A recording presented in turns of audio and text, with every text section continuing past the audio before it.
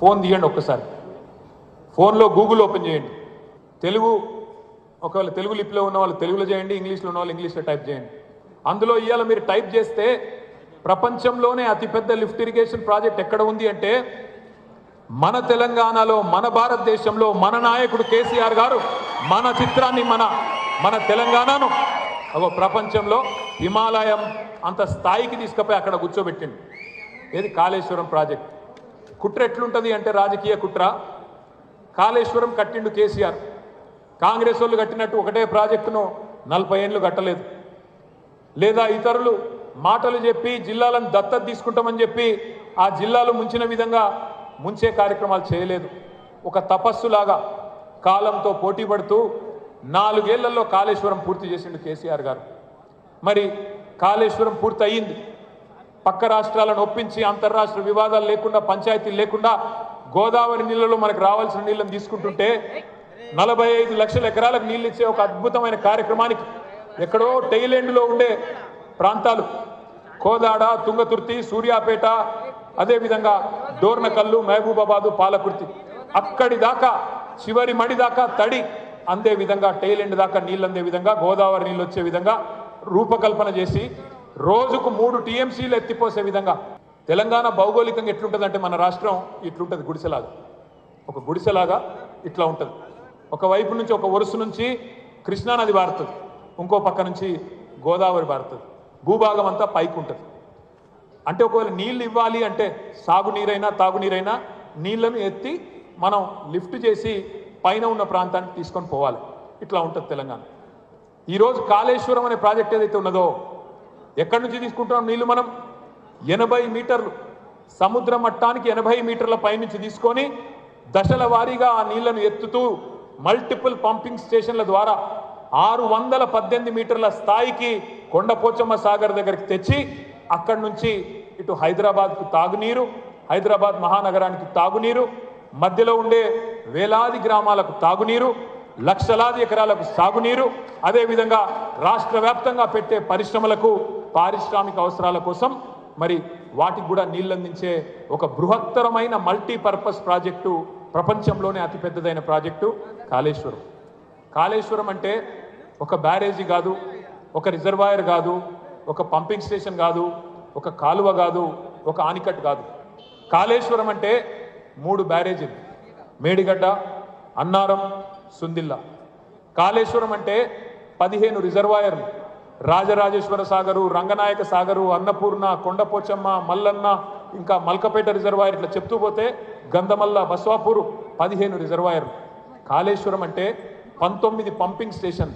రోజుకు కాళేశ్వరం నుంచి ఎత్తిపోసే కెపాసిటీ ఎంత అంటే రోజుకు 3 హుసేన్ సాగర్ల పట్టే నీళ్లు 80 మీటర్ల కాడ లేపి 618 మీటర్ల కాడికి తీసుకుపోయే ప్రాజెక్టు కాళేశ్వరం.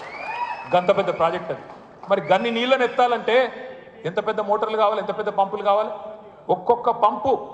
ఒక్కొక్క పంపింగ్ స్టేషన్లో, పంప్ హౌస్లో ఒక్కొక్క పంపు 140 మెగావాట్లు. మనం పొలంలో పెట్టుకునేది 5 హెచ్పీలు, 3 హెచ్పీలు. ఇదేమో మెగావాట్లు. ఒక్కొక్క పంపు 140 మెగావాట్లు. అట్లాంటి ఒక్కొక్క పంపింగ్ హౌస్లో 12 ఉంటాయి, 21 ఉంటాయి. ఆ స్థాయిలో పంపింగ్ చేసే కెపాసిటీ ఉండే ఒక బృహత్తరమైన ప్రాజెక్టు. కాంగ్రెస్ వాళ్ళకి కనీసం కల్పనలో కూడా ఆలోచన చేయలేని ప్రాజెక్టు కాళేశ్వరం. అట్లాంటి ప్రాజెక్టు కేసీఆర్ గారు కట్టింది. మరి కట్టినాక ఏం చేయాలి? ఇటు కాంగ్రెస్ వానికి మనసున పడతలేదు, అటు బీజేపీ వానికి మనసున పడతలేదు. మళ్ళా కేసీఆర్కు రైతులు ఓట్లేస్తారు, మళ్ళా కేసీఆర్ గారు ముఖ్యమంత్రి అవుతాడు, మళ్ళా గులాబీ జెండా ఎగురుతుంది, ఎట్లన్నా చేసి వీళ్ళని బదనాం చేయాలి అని చెప్పి ఒక దుకాణం స్టార్ట్ చేశారు. ఏం మొదలు పెట్టినరు? కాళేశ్వరం అంటే 1,00,000 కోట్ల కుంభకోణం అని మొదలు. ఒకరోజు కేసీఆర్ గారు డైరెక్ట్గా అడిగిండు, అసెంబ్లీలో హరీష్ రావు గారు అడిగిండు, అరే మేము ఖర్చు పెట్టిందే 80,000 కోట్లు, ఇప్పటిదాకా ప్రాజెక్టు పూర్తయింది, నీళ్ళు రానేవట్టే, 80,000 కోట్ల ప్రాజెక్టులో 1,00,000 కోట్ల కుంభకోణం ఎట్లయితుంది రా భయ్ చెప్పుర్రి అంటే అప్పటి నుంచి మళ్ళీ తెల్లారి నుంచి వరుస మార్చింది. అట్లా కాదు, అవినీతే కాదు, ఇలా చాలా వేరే జరిగినాయి అని వేరే రకంగా ఈ ప్రాజెక్టును బద్నాం చేయడానికి ప్రయత్నాలు ప్రారంభించింది. నేనైతే బలంగా నమ్ముతున్నా. ఈరోజు నేను ఇదివరకు కూడా చెప్పినా, ఇప్పుడు కూడా చెప్తున్నా, ఏం చేయాలనో తెలియక అధికారం కోసం గడ్డి కూడా తింటది కాంగ్రెస్ అవసరమైతే. అందుకే నా అనుమానం అయితే ఈరోజు కూడా ఖచ్చితంగా మేడిగడ్డ బరాజులో కూడా ఈ లుచ్చా కాంగ్రెస్ పార్టీ ఏదో చేసింది అనేది నా అనుమానం మీద ఉంది. అక్కడ కాళేశ్వరం దగ్గర ఆడ కింద ఇవాడు ఉన్నారులే కొంతమంది మనుషులు వాళ్ళ మనుషులతోని మరి ఏం పెట్టినరో ఎట్లా పెట్టినరో కానీ చాలామంది రైతులు కూడా చెప్పిన తర్వాత ఆ 2 పిల్లర్లు ఏవైతే కుంగినాయో కొద్దిగా ఆ 2 పిల్లర్లు కుంగితే శబ్దం వచ్చింది, ఏదో పేలిన శబ్దం వచ్చింది అని చెప్పి కూడా ఆ ప్రాంత రైతులు అప్పుడే చెప్పింది. కానీ మనం పెద్దగా పట్టించుకోలే అన్నాడు. మనం ఎలక్షన్ల హడావుడిలో ఉన్నాం. అక్టోబర్లో జరిగింది 23లో మనం హడావుడిలో ఉన్నాం, మనం పట్టించుకోలేదు. కానీ ఎంత హడావుడి చేసింది కాంగ్రెస్ బీజేపీ అంటే దున్నపోతూ ఈనింది అని కాంగ్రెస్ వాడు అనగానే దుడ్డని కట్టేయమని బీజేపీ ఉరికొచ్చాడు. మీరు చూడండి, ఆడ పోతాడు రాహుల్ గాంధీ పోతాడు, రేవంత్ రెడ్డి పోతాడు. ప్రతి బ్రిడ్జ్ మీద మీరు చూస్తే ఎక్స్పాన్షన్ జాయింట్లు అనేటివి ఉంటాయి. ఆ ఎక్స్పాన్షన్ జాయింట్ ఏదైతే ఉండేనో బ్రిడ్జ్ మీద దాన్ని పట్టుకొని చూసినావా ఎంత పెద్ద అవినీతి, ఇంత పెద్ద పర్రె పడ్డది చూసినావా అని కాంగ్రెస్ వాడు రాహుల్ గాంధీ రేవంత్ రెడ్డి మాట్లాడుకుంటారు. ఇక వీళ్ళకు మించిన ఇంజనీర్లు ప్రపంచంలో ఎవడు లేడు. వీళ్ళు అనుడు ఆలస్యం తెల్లారే దిగినరు బీజేపీ వాళ్ళు, ఎన్డీఎస్ఏ వాళ్ళు వచ్చిండ్రు టీం. కనీసం నీళ్ళలకు దిగలే, కనీసం అక్కడ ఎట్లుందో సాయిల్ టెస్టింగ్ చేయలే, శాంపిల్ తీసుకోలే. 48 గంటలనే రిపోర్ట్ ఇచ్చేసింది ఏదో జరిగిపోయింది కుంభకోణం లంబకోణం. అంటే ఎట్లుంటుంది కుట్ర, రాజకీయ కుట్ర అంటే ఇంత పెద్ద ప్రాజెక్టు కట్టి ఇంత అద్భుతంగా రైతులకు నీళ్ళు ఇచ్చి ఇంత అద్భుతంగా హైదరాబాద్ మహానగరానికి ఇంకో 50 ఏళ్ల దాకా మంచిళ్ళ గోస లేకుండా చేసి ఇంత అద్భుతంగా తెలంగాణలో భవిష్యత్తులో ఎవరు పరిశ్రమలు పెట్టాలన్నా మరి అద్భుతమైన ఒక ప్రాజెక్టు డిజైన్ చేసి దాన్ని మొత్తం నీళ్ళన్నీ కూడా మీ కాళ్ళ ముంగట కళ్ళ ముంగట కనబడేటట్టు చేస్తే దాన్ని మరిపించడానికి 1,00,000 కోట్ల కుంభకోణం అని ఒకడు, పర్రెవట్టింది ఏదో అయిపోయిందని ఇంకొకడు, ఇంత పెద్ద కాళేశ్వరం ప్రాజెక్టు మొత్తం మునిగిపోయింది, కాళేశ్వరం కూలేశ్వరం అయిపోయింది అని ఇంకొక సన్నాసి రోజు మాట్లాడుతూనే ఉంటాడు. వాళ్ళకి తెలుసు ఏం జరగలేదని తెలుసు.